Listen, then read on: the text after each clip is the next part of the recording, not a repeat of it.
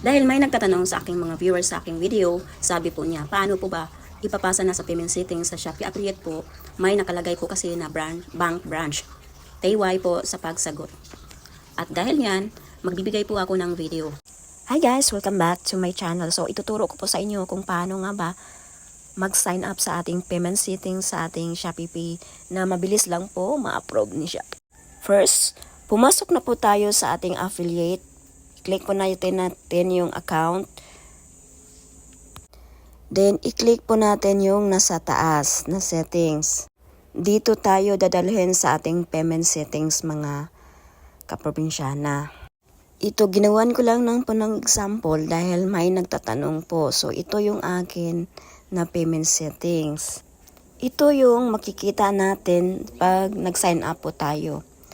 Age, ilagyan natin ng adult. After sa age, ang beneficiary full name, kung ano yung nakalagay natin sa ating ID. At ano yung number na ginagamit natin. Then after nyan, next po natin. After, pag next, ito yung makikita natin yung primary bank account. Ang primary bank account talaga mga kaprobinsyana is dapat si bank. Tapos kung wala po kayong dalawang bank, pwede lang po is si bank. Dahil sa aking pangalawang account na ginagamit sa aking asawa is si bank lang din ang secondary ko na bank. Then na-approve naman din. Ang kailangan talaga is meron po tayong si bank.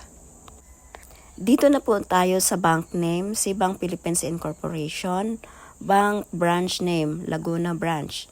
Then bank address, ayan lang po, 32 Rizal Street, Barangay Poblacion 2, Pagsanghan, Laguna.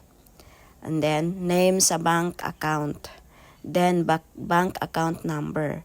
Then proof of bank account. Pwede din natin manghingi po